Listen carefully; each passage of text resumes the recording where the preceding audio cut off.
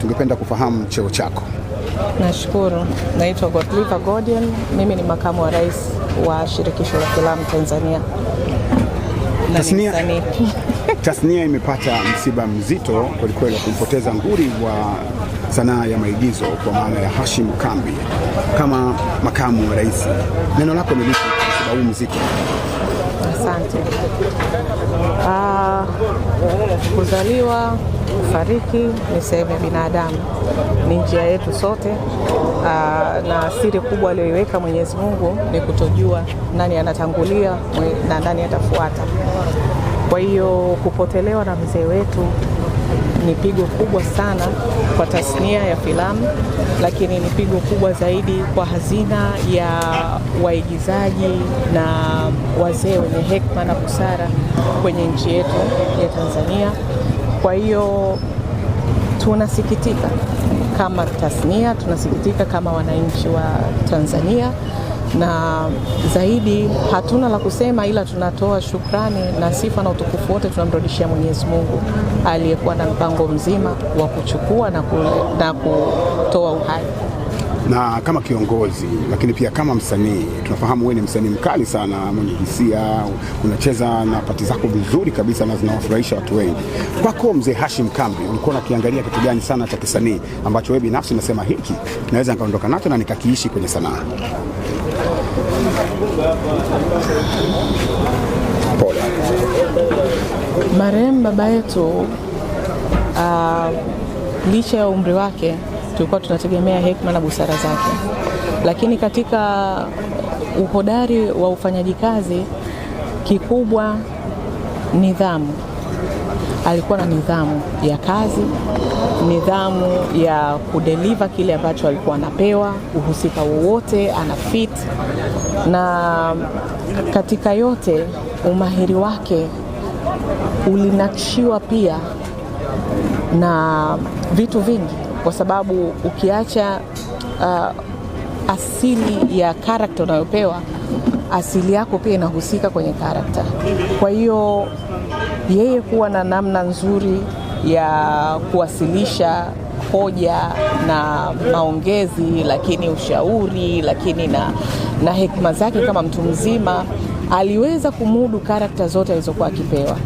Na kikubwa ambacho naweza nikasema, tuna hazina chache sana ya watu wazima ambao wanaweza kufiti kwenye karakta za kiutu uzima kwenye kazi zetu za uigizaji, lakini nikiongea kabisa msumari, ni kati ya wazee wachache ambao hata lugha ya kigeni ya kitaifa Kiingereza ilikuwa iko vizuri.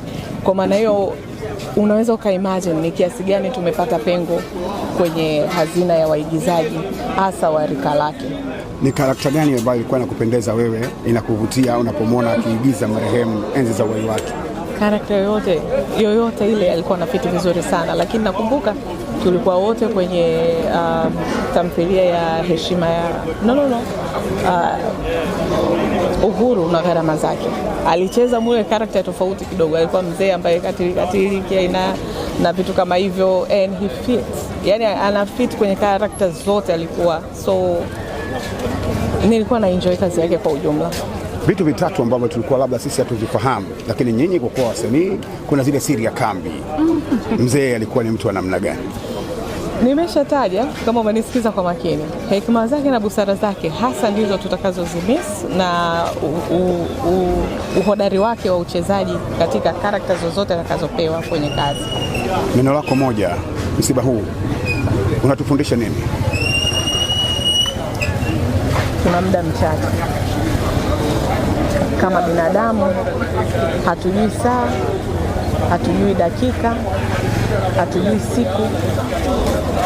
Kikubwa tuache alama. Kama sisi wasanii tunaonekana kwenye kazi mbalimbali, ama tumekuwa ni kioo kwenye jamii zetu, tuache alama ambayo itabaki kwenye jamii, lakini tuache alama ambayo itabaki kwenye familia zetu na mioyo ya wapendwa wetu. Lakini kikubwa kujiandaa kwa safari hiyo inayofuata. Tukumbuke kuna maisha ya kuishi sasa. Tunaweza tukasema maisha ni mafupi, makula bata na vitu kama hivyo, lakini tukumbuke hayo maisha mafupi, tunajiandaa vipi kwa ajili ya safari ya kesho, kwa sababu hatujui saa, hatujui siku wala dakika. Basi natupasa tuishi katika kuomba rehema kwa Mwenyezi Mungu na kuitafuta amani na watu wote muda wote, ili tuwe katika nafasi nzuri mbele ya Mwenyezi Mungu. Hata tutakapokutwa na lolote na tukaondoka na uhai wetu tukafariki, basi tuwe na uhakika ya kwamba tunaenda mahali pema. Pole sana. Nashukuru. Namba yako kwangu kwa msiba huu mzito, na watu wengine wangetamani kufahamu jina lako, unaitwa nani? Asante sana. Jina langu naitwa Rajab Amir, ni rais wa Shirikisho la Filamu Tanzania. Na kama walivyosikia, jambo hili la ndugu yetu Hashim Kambi limetokea jana na leo tuko kwenye taratibu za msiba wa mazishi. Jambo lote linapotokea kubwa kama hili lazima tusituke, na nilipopigiwa simu mara ya kwanza nilichanganyikiwa kidogo, lakini kwa sababu kwa kiongozi unapaswa kuhakikisha pamoja na mambo mengine yote haya lazima uyakute. Hashim Kambi ni mtu ambaye amefanya kazi kubwa sana katika ulimwengu wa industry ya filamu. Ni mtu ambaye tulikuwa tunamtegemea mno. Katika mimi kama rais nikikaa katika wazee na wategemea kiushauri, lakini katika kazi za kuendeleza mbele ya filamu na kuwainua watu wengine ni mzee Hashim Kambi. Kifo ndio hivyo, akina muda, akina wakati. Wakati ukifika tutembelea na kwenda mbele yake. Rais, wewe ni mtu mwenye power kwenye filamu. Inawezekana umefanya dodoso zako na umepata chanzo cha kifo hiki. Kama umepata, ni nini ambacho kimepelekea kifo hiki cha mzee Kambi ambacho kinaonekana ni ghafla sana? Unajua, kusema nimedodosa ni kazi ngumu sana. Nitakuwa naingilia kazi za kimadaktari, lakini neno la kudodosa halipo. Lakini msemaji wa familia ambaye ndio mwenye mamlaka ya kifamilia alisema hawajapata chanzo cha, isipokuwa alikuwa yuko kwenye kazi zake za kawaida, lakini baadaye akajisikia vibaya. Alipojisikia vibaya ndo akapelekwa hospitali na mauti ikamkuta. Vipimo na mambo mengine ni mambo ya madaktari, na familia ndiyo inayowajibu wa kujibu chochote kile kuhusiana na marehemu. Sisi ni wasimamizi wa sekta, lakini familia ndio yenye mamlaka wa mtu yoyote katika msiba huu. Neno lako kama rais wa bodi, rais wa filamu Tanzania, ni lipi kwenye tasnia ya filamu kwa kumpoteza nguli huyu wa maigizo? Kwanza nitoe pole kwa wanafamilia wote kwa msiba huu mkubwa, lakini pia wanatasnia wote. Hili jambo limekuwa pigo toka jana, tulikuwa wote hapa usiku mpaka saa hizi tupo wote. Naamini waombe ndugu zangu wote, wadau wote wa tasnia hii ya filamu Tanzania na michezo ya kuigiza, tunapaswa kuhakikisha tunakuwa na mshikamano jambo linapotokea la mwenzetu. Huu mshikamano tulioonyesha kwa Hashim Kambi iwe kwa watu wote ambao wametuzunguka kwenye industry. La mwisho kuliko yote ni kwamba jamani, tukiwa tunaishi tufahamu mauti wakati wowote yanaweza kutufika. Hivyo ni vizuri kujiandaa na maisha yetu baada ya hapa. Tufanyeni kazi kama alivyofanya mzee Hashim Kambi. Leo anaimbwa kwenye tasnia yetu, anasemwa vizuri, na sisi wote tuwe mfano wa kuigwa, kwamba siku ya kuondoka tuseme maneno mazuri. Asanteni sana. Asante. Asante sana ndugu yangu. Kwa watu ambao wanakuona kwa mara ya kwanza, wanatamani kufahamu jina lako, unaitwa nani? Mimi ni Dr. Gelvas Kasiga, katibu mtendaji wa bodi ya filamu kama umekutambulisha. Taarifa ya kifo cha marehemu Hashim Kambi ilivyokufikia na jinsi ambavyo ulikuwa ukimfahamu kupitia filamu za Tanzania, na wewe ni mmoja kati ya watu nguli kabisa kwenye filamu, kwa maana unaongoza, ndio katibu mtendaji wa bodi ya filamu. Karibu. Kwa kweli ni majonzi makubwa, ni taarifa ambayo imetufikia katika majonzi makubwa.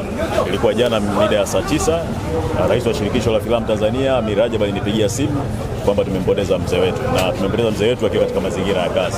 Kwa hiyo moja, kwanza natoa pole kubwa kwa wanatasnia wenzangu, ni pigo kubwa kwa sababu mimi ninapomtambua mzee marehemu mzee Hashim Kambi alikuwa ni ile hazina kubwa, hasa kwenye eneo la kusaidia vijana wadogo kulea kitabia, kinidhamu. Tunamjua namna ambayo mzee alipokuwepo, hata ukiona ongea yake ni ya taratibu, ni muelewa. Kwa hiyo sisi kwetu kwa ni nguzo kubwa ya kuweza kutushauri katika kuhakikisha kwamba tunaendelea kutengeneza kazi zetu kwa nidhamu, lakini kwa juhudi, na kuhakikisha kwamba tasnia hii inageuka kuwa tasnia yenye nguvu zaidi na inaleta kipato zaidi.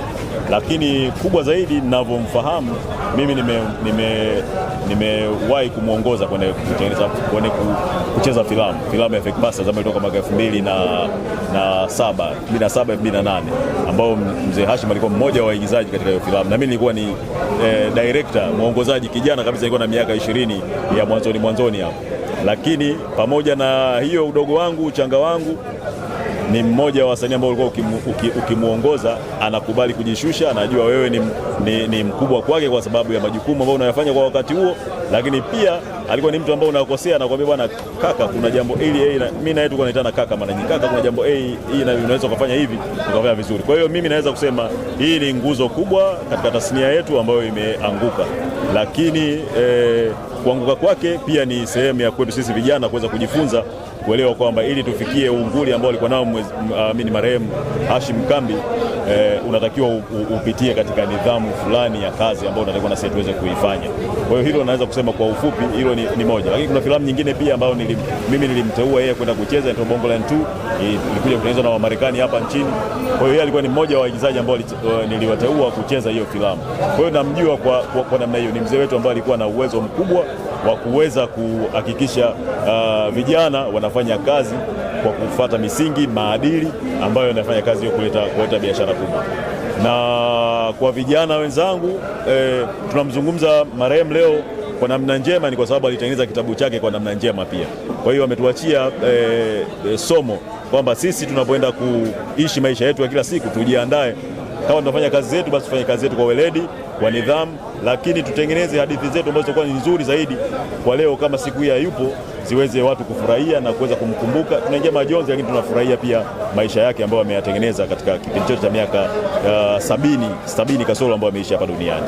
Tumeona akiwa anaonekana wakati wote, jana, juzi na leo, kwa maana na pia kwenye filamu za aina mbalimbali, na akashiriki na watu wengi. Unadhani nini hasa ambacho kimemweka hapo kuhakikisha kwamba yeye afifii kwenye kuonekana kwenye screen zetu majumbani na pia mara kwa mara? Kubwa zaidi ambayo marehemu mzee Hashim Kambi amefanya mpaka leo tunamkumbuka hii na amekuwa kwenye tasnia kwa muda mrefu ni nidhamu yake. Ni mzee ambaye alikuwa na nidhamu kubwa ya kufanya kazi, lakini juhudi zake, na kubwa zaidi alikuwa haachi kujifunza. Nimesema mimi hapa kwamba mimi nilikuwa kijana mdogo, nilimuongoza, amecheza filamu za marehemu Kanumba, amecheza filamu za Ray na kadhalika. Hawa wote walikuwa ni wadogo kwake kiumri, lakini kwake yeye alikuwa anawekeza nguvu kubwa kuhakikisha kwamba anaendelea kujifunza kila siku. Na tuseme mzee Hashim alikuja kwenye tasnia hii akiwa mtu mzima, sio kama sisi tulianza wadogo, alikuja kama mtu mzima. Kwa hiyo alijipa nafasi kubwa ya kuweza kuisoma hii tasnia, kujishusha, kujifunza, kuwa na nidhamu ambayo kwa kweli leo imemweka hapa ambapo alipokuwa. Kwa hiyo kubwa tuseme tu Mwenyezi Mungu amrehemu mzee wetu na ampokee katika makazi yake mema huko. Kifo hichi kinatufunza nini?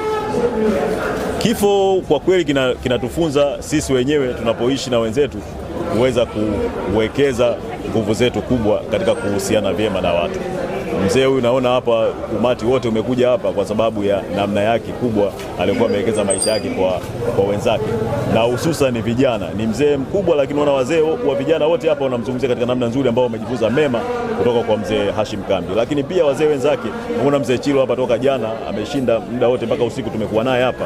Yote inaonyesha kwamba ni mzee aliyekuwa yupo karibu na watu, na hii tasnia yetu ili iweze kufanikiwa lazima uwe karibu na watu, kwa sababu watu ndio wanakutengenezea wewe soko la kutengeneza bidhaa zako. Kwa hivyo kubwa zaidi mzee ametufundisha ni kwamba unaweza kukaa kwenye industry kwa muda mrefu ikiwa umewekeza katika mahusiano mazuri na watu, lakini pili una juhudi na nidhamu katika kufanya kazi zako.